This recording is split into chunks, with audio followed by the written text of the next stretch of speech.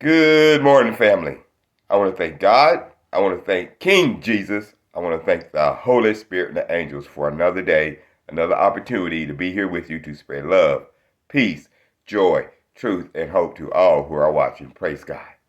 So today I'm going to share with you some wisdom and knowledge that was and some teachings that were shared with me by the two enlightened, Holy Spirit, the two enlightened beings that God put in my path. When I came, Holy Spirit, when I came into recovery, and what it is it's they taught me how uh, to meditate. And this is out of all the things that they were teaching me, this was the one thing. Actually, it's the two things that they drove home.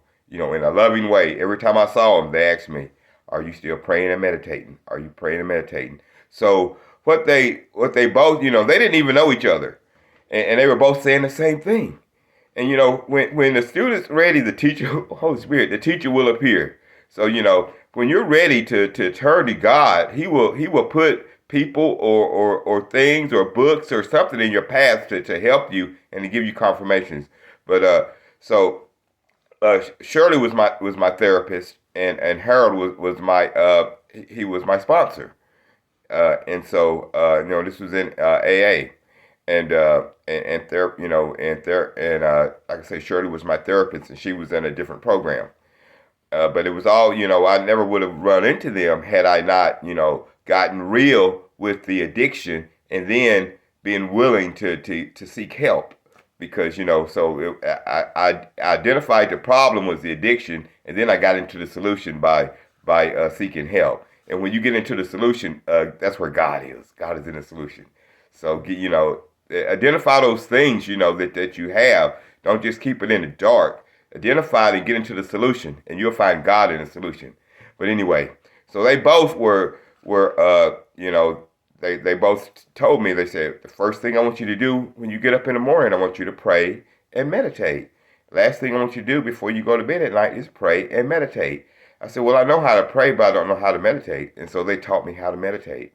And so they were saying, just start, try to, start off, 5 minutes and try to work up to 15 or 20 minutes.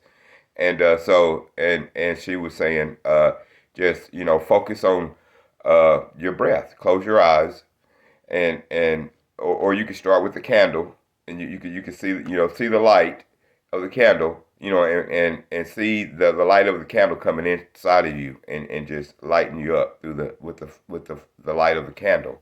And then close your eyes, and when you get into a good rhythm with your breathing. And Shirley, she was saying to breathe in and out. You can see, there's many different ways to meditate, but you want your focus to be on being present in the moment.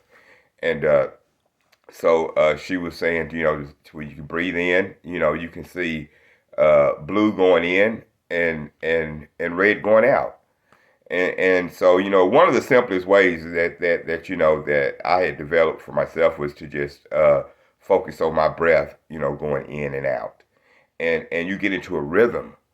And then you're going to have thoughts coming in, and just simply, go away from the thoughts and go back to the rhythm of your body breathing. And it's like a rhythm, and you'll realize how deep your breath can get. And also, when you breathe, and when you take, the deepest breath in, and that's another way, to breathe in deep as you can, and then breathe all the breath out. Because what that does also too, it gets we're not using our lungs correctly. We're not getting all the air in and all the air out. And so our lungs aren't expanding and collapsing. At the capacity they can. So that's one thing, that meditation does. And also it gets the oxygen in. When you're taking deep breaths, you get oxygen into your body, and you're able to function better. Just like, if you're lack of water, and you are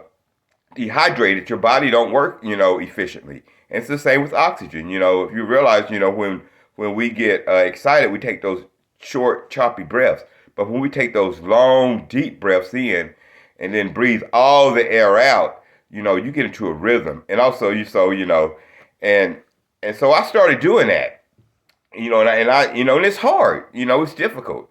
And so, but one thing too, what it does, it takes power away from your mind and your ego, and it gives it back to your spirit and being present, because the mind only has power in the past and in the future. The mind does not have power in the present moment.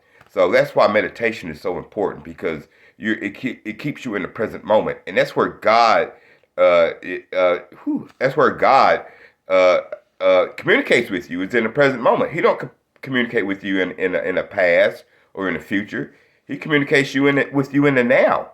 So you're opening up your access to God and to your higher self. And so so I did this for like a month and a half, and I went back to my therapist and I said, Shirley, I'll keep meditating. I'll keep praying, but I want to stop meditating because it's hard. And she pretty much begged me to keep meditating. So I kept meditating, and a month and a half later, after prayer and meditating, one morning, in this house that I'm in right now, I was up in the. Next thing I know, I was up in the ceiling looking at myself on the bed, scared the heck out of me. I didn't know what was going on. The next thing I know, I'm a part of everything, omnipresent. And then I experienced a love that I didn't know we could experience. And then God poured a knowledge in me that my mind and that no books in this world could even fill up. It would fill up. There's not enough books in this world to fill up the knowledge. And the next thing I know, I'm back in my body. But I'm not the same, because I'm not afraid to die. And I didn't want to leave, but I didn't have a choice. God put me back in my body. And so I look forward to dropping this body again. But so then, I went back and I told Harold and Shirley, and Shirley said, she said, you're the only client that I've had that stuck with the meditation long enough to have the experience. So I had that experience, y'all. And she said, people are going to hate you for no reason at all. And she prophesied, and it's true. People hate me, and I've not done nothing to them. But follow God. But God says that in the Bible, He's going to hate you, if you follow Him, and we're going to be persecuted, it's like Jesus. And Harold said, he said, what God just gave you, no, nothing in this world will ever give you. And so, and he said, you're going to walk through the valley of the shadow of death. So they both prophesied truth about, my life. And the only one in my family who recognized him I talked to was my grandmother. And she prophesied too. She said, you're going to marry a white woman. And she said, April, my wife, and she said, you got a calling. And she was true too. She prophesied truth too about my life. So, so let me get on. So I kept meditating, and the next experience I had was Jesus. It was a white light that descended on me. It was just as powerful as an out-of-body experience. And then I had another experience. Holy Spirit. It was the Holy Spirit. It was like my body, I could feel it was like a bone and meat coat holding my spirit down, and that was Holy Spirit. And and I didn't figure that out until a few years ago, that I had, the visit from the Father, Son, and the Holy Spirit. So, it's all in God's plan. God knew. And it really confirmed, big time when God spoke to me after April died and told me He's using me as His mouthpiece to change the world from fear back to love. So, meditation, prayer and meditation is seeking God's face. So seek God's face and you'll find it. And in my next video, I'm going to expand on that in His words. But anyway, that's all I have today, family. Let love reign in your life. There's no relationship greater than the one with our loving and glorious Creator. I love you. God bless you. Thank you for watching, and have a blessed day. Bye.